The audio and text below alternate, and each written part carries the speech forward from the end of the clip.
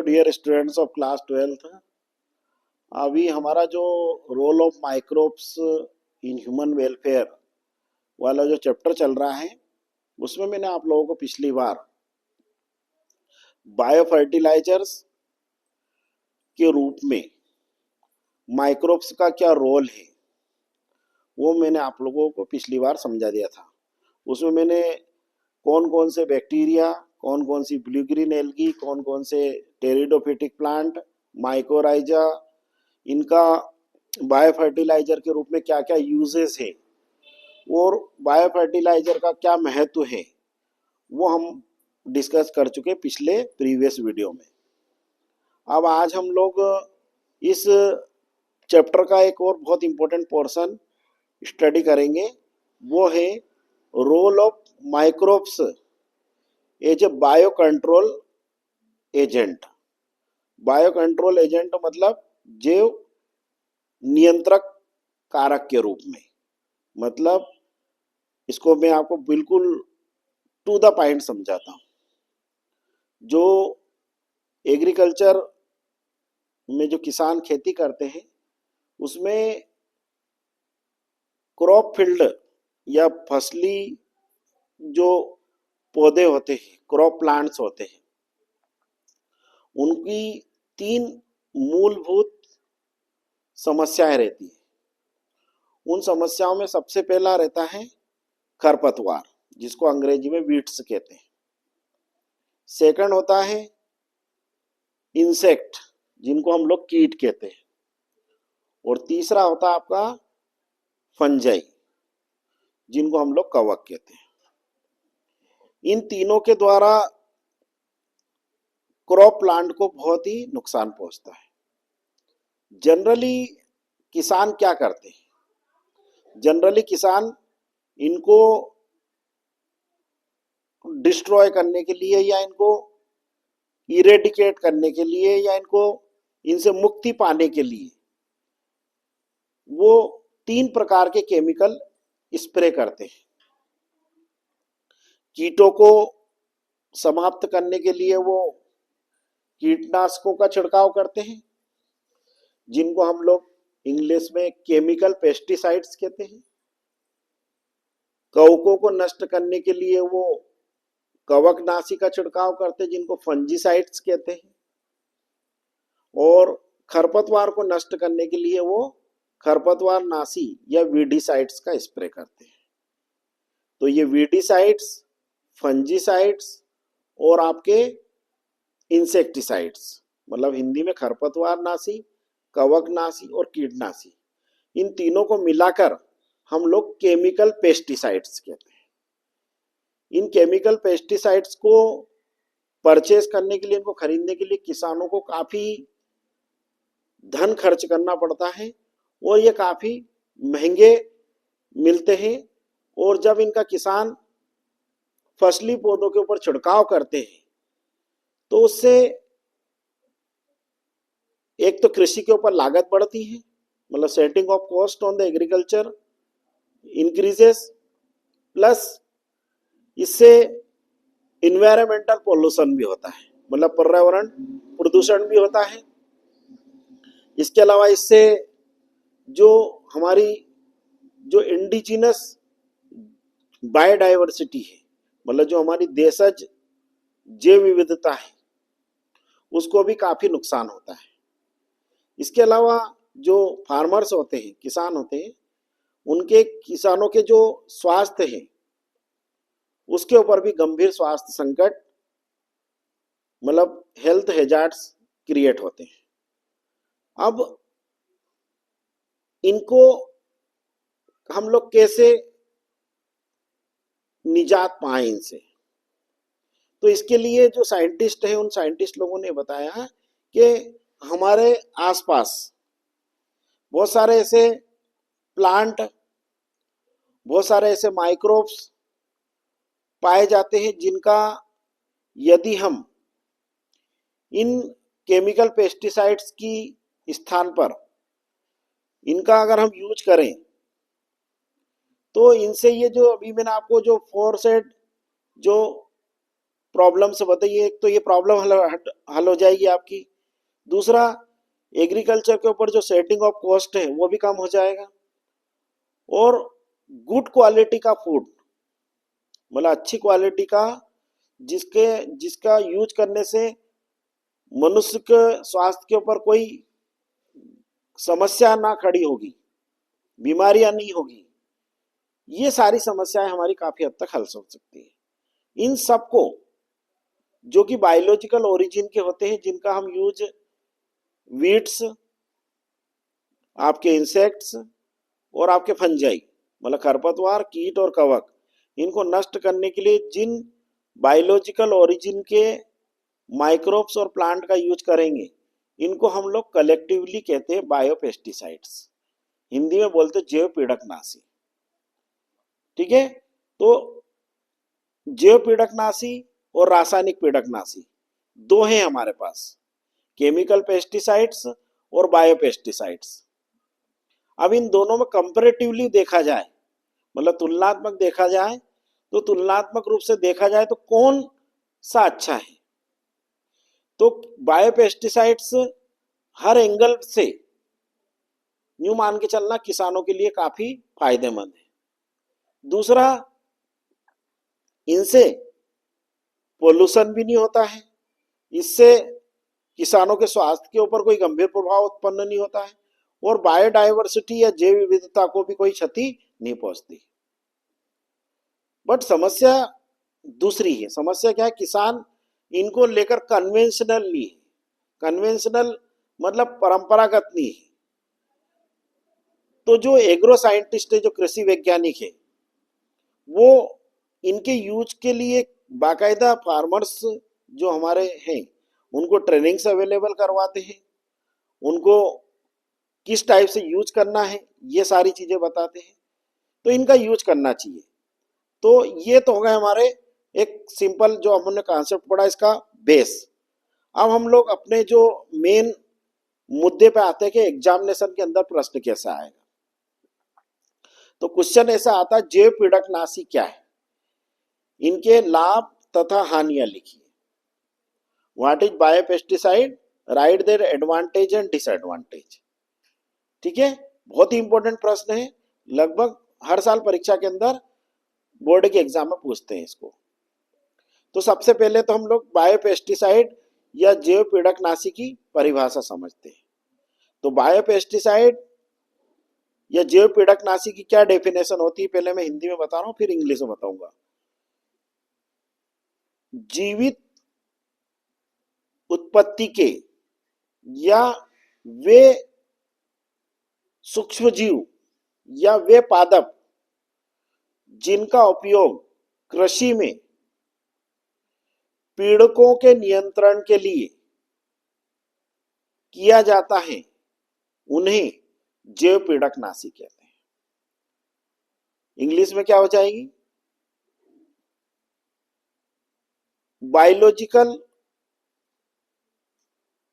Originate products और microbes और organisms which are used in agriculture practices to eradicate weeds, insects and fungi are termed as biopesticides।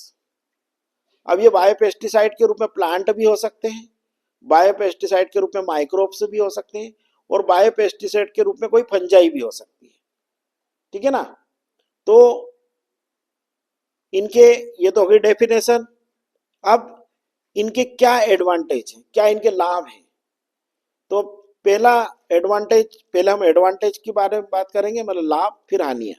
तो जैव पीड़कनाशियों का सबसे पहला लाभ ये होता है कि बायोपेस्टिसाइड्स या जैव पीड़कनाशी काफी सस्ते होते हैं। Biopesticides are very cheap.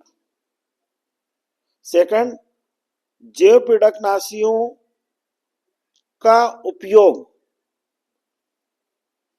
प्राकृतिक प्रदूषण या पर्यावरण प्रदूषण उत्पन्न नहीं करता, मतलब biopesticide does not cause any sort of environmental pollution. Biopesticides का उपयोग करने से जैव विविधता को हानि नहीं पहुंचती। Biopesticides does not cause any harm to biodiversity. जैव पीड़कनाशियों का उपयोग करने से उन्नत किस्म का भोज्य सामग्री या फूड लंबे समय तक उत्पादित होता है। Use of biopesticide increase crop yield in a long period of time. ठीक है, ये तो हो गए इनके एडवांटेजेस, मतलब इनके हो गए लाभ। अब हानियां क्या है? पहली हानि ये है कि किसान जैव पीड़कनाशियों के प्रति परंपरागत नहीं, मतलब use of biopesticide is not conventional in our Indian agriculture practices. Second, इसका डिसएडवांटेज ये है कि यदि किसी इंसेक्ट का या किसी फंजाई का या किसी वीड्स का अचानक प्रकोप किसी क्रॉप प्लांट पे हो गया, मान के चलो एक सपोज करो जैसे किसान ने अभी अपना रबी का सीजन चल रहा है और अचानक चने के पौधे के ऊपर, चने के प्लांट के ऊपर इल्लियों का प्रकोप हो गया और एकदम बहुत ज्यादा प्रचंड इल्लियों का प्रकोप हो गया, तो शायद बायोपेस्टिसाइड उतनी इफेक्टिवली उनको कंट्रोल नहीं कर पाएंगे जितना केमिकल पेस्टिसाइड्स कर पाएंगे। ये वैसा ही हो गया एग्जाम्पल जैसे आयुर्वेद दवा और एलोपैथिक दवा। आयुर्वेदिक दवा जो रहती है वो प्रभाव उत्पन्न करती, बीमारी को जड़ मूल समाप्त करती है, पर उसका काम करने का जो तरीका है, उसका जो वे ऑफ वर्किंग है वो स्लोली है। और एलोपैथिक दवा जो रहती है वो बिल्कुल एकदम इमीडिएट इफेक्ट उत्पन्न करती है। अब मान के चलो कोई एक हार्ट पेशेंट है, वो उसको एकदम सडनली हार्ट अटैक आया और यदि हम उसे कह रहे कि चलो भैया आप इसको आयुर्वेद पद्धति से उपचारित करेंगे तो शायद वो मर जाएगा। उस समय हम उसे मजबूरन हमें उसे एलोपैथिक चिकित्सा देनी पड़ेगी in order to save his life, मतलब उसके जीवन को बचाने के लिए। ठीक वैसा का वैसे ही बायोपेस्टिसाइड और केमिकल पेस्टिसाइड है। ठीक है, बट ये केमिकल पेस्टिसाइड्स जो हैं ये बहुत खतरनाक है। अब खतरनाक तो है ही सही, प्लस काफी महंगे हैं और सभी प्रकार का पोल्यूशन करते हैं ये, air pollution, water pollution, soil pollution.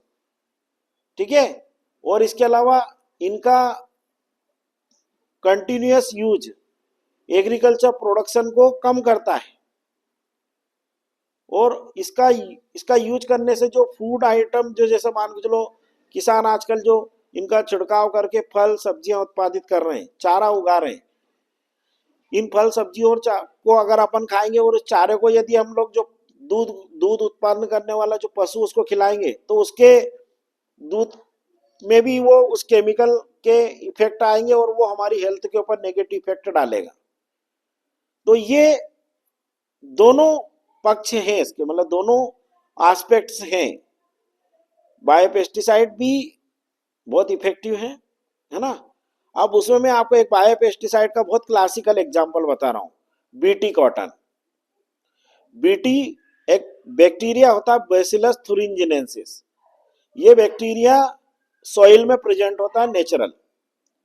इस बैक्टीरिया को साइंटिस्ट लोगों ने इसके जीनोम को, इसके डीएनए को बायोटेक्नोलॉजी की मदद से कपास के जीनोम में डाल दिया। तो कपास के जीनोम में जब हम इसको डाल देते हैं तो जो कपास की नई वेराइटी इसके कारण से जो प्रोड्यूस हुई, उसका नाम रखा गया बीटी कॉटन, बीटी कपास। उस बीटी कपास को जब किसानों ने बोया और जब वो प्लांट उगा और जैसे ही उसके ऊपर इंसेक्ट अटैक करता है मान के चलो, तो वो बीटी जो बैक्टीरिया उसका जो टॉक्सिन प्रोड्यूस होगा और जैसे ही वो उसके अंदर वो उसके स्टेम में जैसे ही वो कीट या इंसेक्ट घुसेगा और वो उसके स्टेम को बोर करके उसमें छेद करके जाएगा और जैसे उसके स्टेम के प्रोटीन्स उसकी बॉडी में जाएंगे, इंसेक्ट की बॉडी में, तो वो उसकी बॉडी में टॉक्सिन्स प्रोड्यूस करेंगे और वो टॉक्सिन जो है उसकी गट को, उसकी एलिमेंट्री कैनाल को फाड़ देगा। किसकी गट को, किसकी एलिमेंट्री कैनाल को, इंसेक्ट की। इस प्रकार से इंसेक्ट वहां जाकर ब्रीडिंग नहीं कर पाएगा, वहां जनन नहीं कर पाएगा और अपनी लार्ज नंबर में नई प्रोजेनी प्रोड्यूस नहीं कर पाएगा। इस प्रकार से हमने क्या काम करा, कपास के पौधे में कीटों के प्रति रोग प्रतिरोधक क्षमता उत्पन्न करी। We created insect resistance capacity in the crop cotton plant. इसलिए इस वेराइटी का नाम रखा गया बीटी कॉटन। और ये बीटी जो है, बैसिलस thuringiensis, ये एक बहुत ही क्लासिकल एग्जाम्पल है आपका बायोपेस्टिसाइड का, मतलब जैव पीड़कनाशी का। मतलब बीटी का यूज करके हम लोग कपास के अंदर not only in cotton but we created insect resistance capacity in the other crop plants also. जो भी जितने भी पौधे हैं जिनमें इंसेक्ट के कारण से डैमेज होता है, मतलब जिनके कारण कीटों का प्रकोप से फसली पौधे नष्ट होते हैं, उन सब में बीटी बैंगन है ना, बीटी टोमेटो, बीटी ब्रिंजल है ना, इस टाइप से हमने बहुत सारे प्लांट में इस बीटी को हमने इनकॉर्पोरेट करके इसका बायोपेस्टिसाइड के रूप में आजकल यूज कर रहे हैं। बहुत सारे प्लांट है हमारे अराउंड उगते हुए पाए जाते हैं, इंडिजिनस प्लांट है हमारे देशज वेराइटी के प्लांट, जैसे नीम है, एजिडिरेक्टा इंडिका। इसकी जो लीव्स हैं उनका यूज हम लोग कर सकते हैं बायोपेस्टिसाइड के रूप में in order to preservation of grains. मतलब जो अनाज है उसके संग्रहण के लिए नीम की पत्तियों को हम लोग हमारे प्राचीन समय से यूज करते आ रहे हैं। तो एजिडिरेक्टा इंडिका भी बायोपेस्टिसाइड के रूप में यूज होता है। इसी प्रकार से आपका धतूरा स्ट्रोमिनम, एक प्लांट होता है, उसके अंदर उसके स्टेम में एल्केलाइट्स पाए जाते हैं। उन एल्केलाइट्स का उपयोग करके भी हम लोग क्या कर सकते हैं, कंट्रोल कर सकते हैं इंसेक्ट्स को। इसी प्रकार से एक प्लांट होता है ओक, केलोट्रोपिस प्रोसेरा। इस केलोट्रोपिस प्रोसेरा को भी हम लोग इंसेक्ट कंट्रोल करने में यूज कर सकते हैं। तो ये तीन प्लांट अपने, नीम, आक और धतूरा। नीम का बॉटनिकल नेम है एजिडिरेक्टा इंडिका, धतूरा का बॉटनिकल नेम है धतूरा स्ट्रोमिनम या धतूरा अल्बा, और आक का बॉटनिकल नेम होता है आपका केलोट्रोपिस प्रोसेरा। इन तीनों प्लांट का यूज करके हम लोग क्या काम कर सकते हैं, क्रॉप प्लांट्स के अंदर इंसेक्ट रेजिस्टेंस या उनका इंसेक्ट को कंट्रोल कर सकते हैं। तो ये बायोपेस्टिसाइड्स है। अब हमारे पास तीन चीजें अवेलेबल हो गई, बायोपेस्टिसाइड, बायोफर्टिलाइजर और मैन्युअर। मतलब जैव पीड़कनाशी, जैव उर्वरक और खाद। जब बायोपेस्टिसाइड, बायोफर्टिलाइजर और मैन्युअर, मतलब जैव पीड़कनाशी, जैव उर्वरक और खाद का उपयोग जब किसान करेंगे तो उस एग्रीकल्चर प्रैक्टिस को हम लोग ऑर्गेनिक फार्मिंग या जैविक खेती कहेंगे, या इसको कार्बनिक खेती भी कहते हैं, और इसी को ऋषि खेती भी कहते हैं। क्योंकि इस खेती के द्वारा जो पुराने ऋषि मुनि थे वो उसके द्वारा ही वो अपने लिए जीवन यापन के लिए खाद्यान्न, फल, सब्जियां उगाते थे। इसको परफेक्ट फार्मिंग भी कहते हैं, हिंदी में कहते हैं दोष मुक्त कृषि। तो ये क्वेश्चन भी आता है कि कार्बनिक खेती या जैविक खेती या दोष मुक्त कृषि क्या है, what is organic farming, what is perfect farming, what is ऋषि खेती।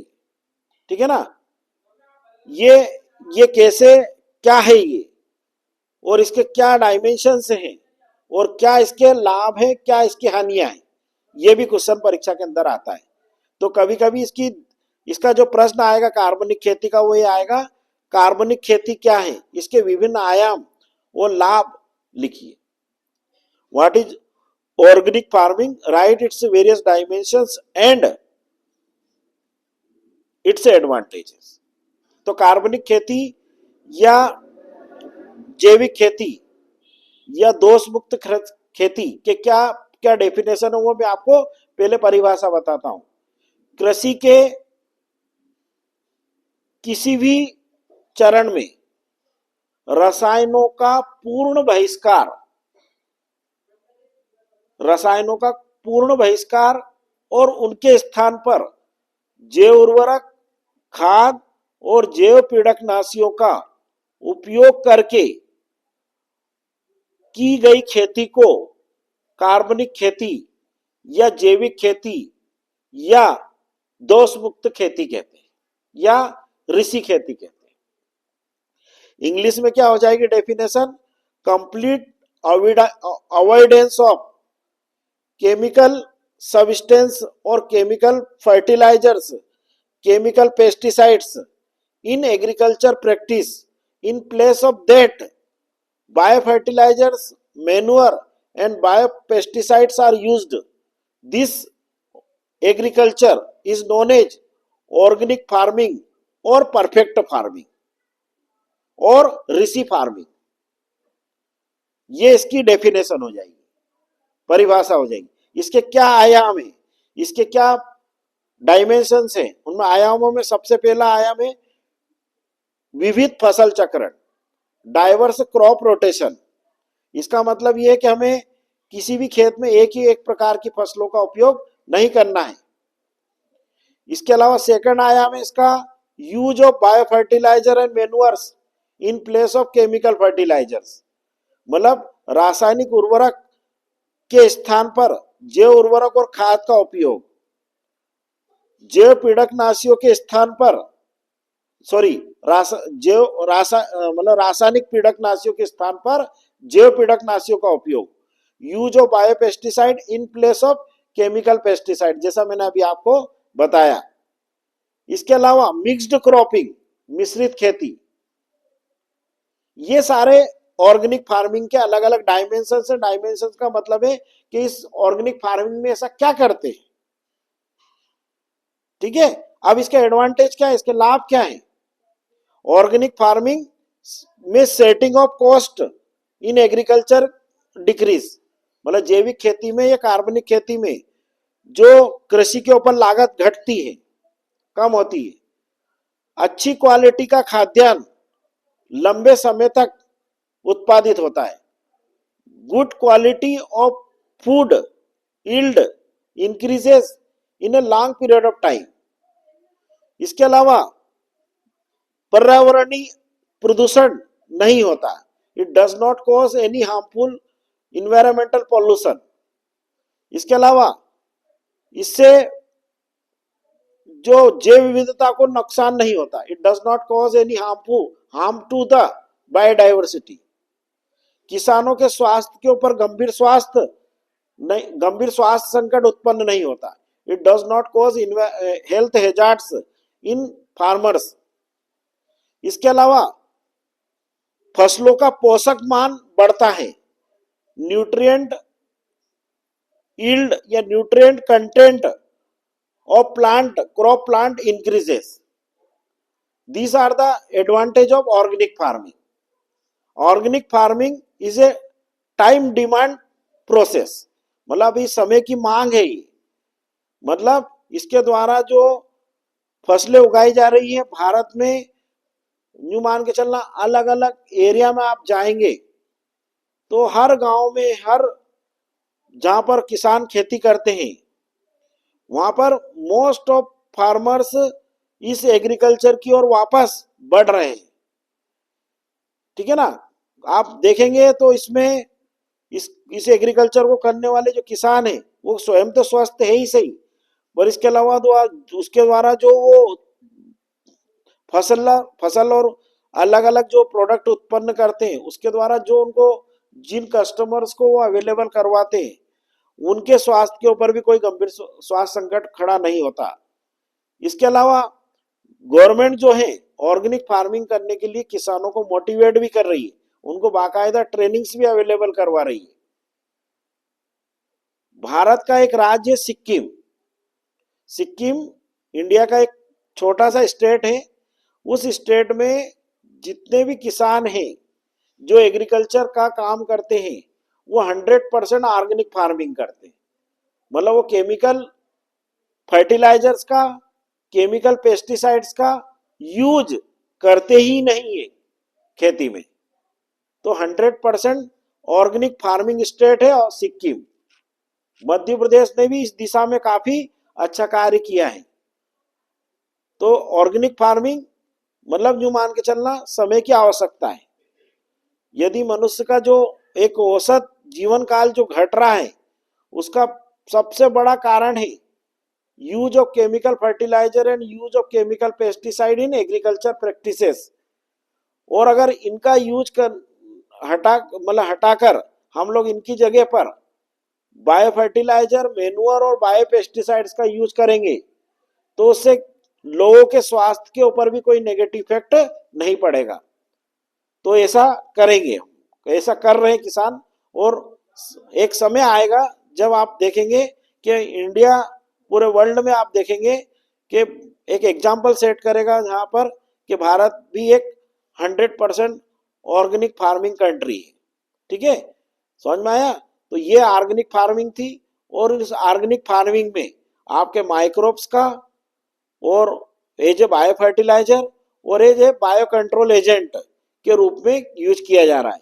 अब इसी में एक नया कॉन्सेप्ट है IPM, integrated pest management programme. ये भी परीक्षा के अंदर पूछते हैं, IPM का पूरा नाम लिखिए। तो IPM का पूरा नाम होता है integrated pest management programme, Hindi में होता है समन्वित पीड़क प्रबंधन कार्यक्रम। ये परीक्षा के अंदर 2 नंबर में प्रश्न आया है कि IPM क्या है। तो IPM का पूरा नाम होता है समन्वित पीड़क प्रबंधन कार्यक्रम, अंग्रेजी में हो जाता है इंटीग्रेटेड पेस्ट मैनेजमेंट प्रोग्राम। इस प्रोग्राम के अंतर्गत इस चीज का ध्यान रखा जाता है कि जो खेती हो रही है उस खेती में अलग अलग लेवल पर, मतलब जब फर्टिलिटी की बात करते हैं तो उत्पादकता की बात करते हैं, तो किसान उत्पादकता को बढ़ाने के लिए क्या यूज कर रहे हैं। जब वो बात होती है कि बायो कंट्रोल एजेंट के रूप में, मतलब जो पेस्टिसाइड्स के कितना यूज कर रहे हैं, केमिकल पेस्टिसाइड का, और उनकी जगह बायो पेस्टिसाइड का कितना यूज कर रहे हैं, मेन्योर का कितना यूज कर रहे हैं, और इनके करने से क्या पेस्ट का वास्तव में कंट्रोल हो रहा है, क्या पीड़क प्रबंधन हो रहा है सही से, क्या पीड़क नष्ट हो रहे कि नहीं नष्ट हो रहे, कि या वो फसली पौधों को ही पूर्णतः धीरे धीरे समाप्त कर देते हैं। इस कार्यक्रम को हम लोग समन्वित पीड़क प्रबंधन कार्यक्रम या इंटीग्रेटेड पेस्ट मैनेजमेंट प्रोग्राम कहते हैं। यह भी परीक्षा के अंदर पूछा गया प्रश्न है। ठीक है ना? तो ये हमारा एक बहुत इंपॉर्टेंट कॉन्सेप्ट आज इस रोल ऑफ माइक्रोब्स में कंप्लीट हुआ। इसमें 2 कॉन्सेप्ट और बचे हैं जो मैं आपको नेक्स्ट वीडियोस में डिलीवर करूंगा। और इस वीडियो को आप ज्यादा से ज्यादा लाइक करें, शेयर करें। Okay, all the best. Exam नजदीक है। अब मैं आपको हर वीडियो के पहले उस यूनिट में, जिस यूनिट हमारी चल रही है, उस यूनिट से रिलेटेड 5 इंपॉर्टेंट क्वेश्चन भी आपको समय समय पर मैं बताता रहूंगा, 1 वर्ड भी और लॉन्ग आंसर भी और शॉर्ट आंसर भी। Okay, all the best.